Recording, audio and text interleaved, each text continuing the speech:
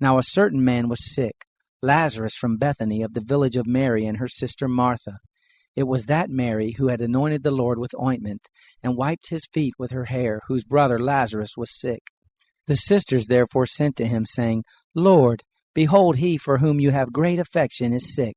But when Jesus heard it, he said, This sickness is not to death, but for the glory of God, that God's Son may be glorified by it. Now Jesus loved Martha and her sister and Lazarus. When therefore he heard that he was sick, he stayed 2 days in the place where he was. Then after this he said to the disciples, Let's go into Judea again. The disciples told him, Rabbi, the Jews were just trying to stone you, and are you going there again? Jesus answered, Aren't there 12 hours of daylight? If a man walks in the day, he doesn't stumble, because he sees the light of this world.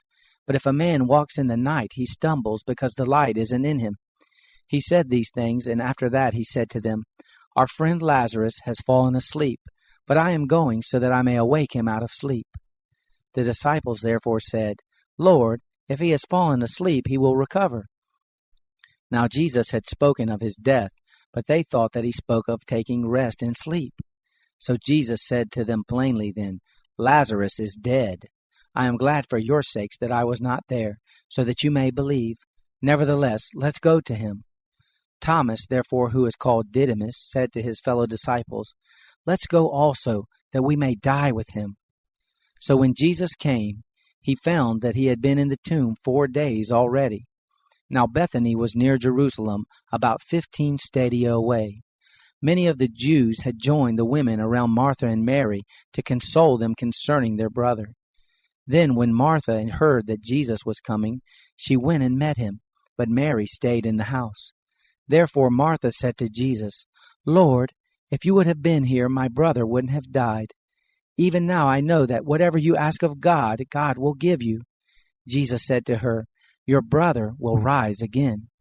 Martha said to him, I know that he will rise again in the resurrection at the last day.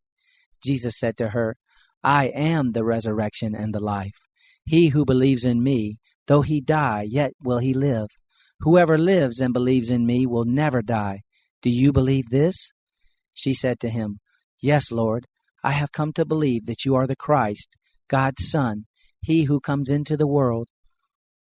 When she had said this, she went away and called Mary, her sister, secretly, saying, The teacher is here, and he is calling you. When she heard this, she arose quickly and went to him. Now Jesus had not yet come into the village, but was in the place where Martha met him. Then the Jews who were with her in the house and were consoling her, when they saw Mary, that she rose up quickly and went out, followed her, saying, She is going to the tomb to weep there. Therefore when Mary came to where Jesus was and saw him, she fell down at his feet, saying to him, Lord, if you would have been here, my brother wouldn't have died. When Jesus therefore saw her weeping, and the Jews weeping who came with her, he groaned in the spirit and was troubled, and said, Where have you laid him? They told him, Lord, come and see. Jesus wept. The Jews therefore said, See how much affection he had for him. Some of them said, Couldn't this man who opened the eyes of him who was blind have also kept this man from dying? Jesus therefore, again groaning in himself, came to the tomb. Now it was a cave, and a stone lay against it. Jesus said, Take away the stone. Martha, the sister of him who was dead, said to him, Lord, by this time there is a stench, for he has been dead 4 days. Jesus said to her, Didn't I tell you that if you believed you would see God's glory? So they took away the stone from the place where the dead man was lying. Jesus lifted up his eyes and said, Father, I thank you that you listened to me. I know that you always listen to me, but because of the multitude that stands around I said this, that they may believe that you sent me.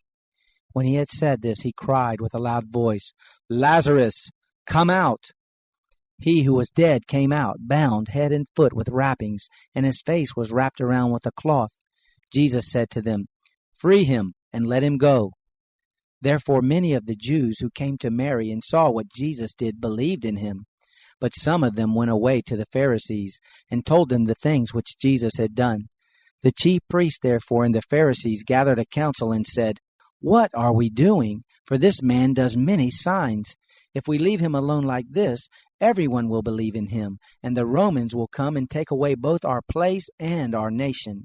But a certain one of them, Caiaphas, being high priest that year, said to them, "You know nothing at all, nor do you consider that it is advantageous for us that one man should die for the people, and that the whole nation not perish."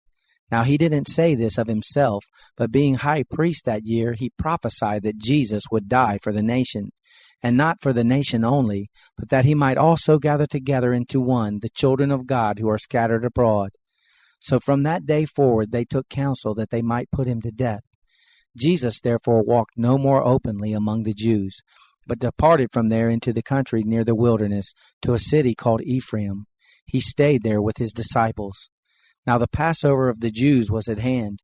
Many went up from the country to Jerusalem before the Passover to purify themselves.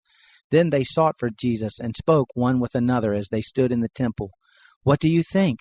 That he isn't coming to the feast at all?"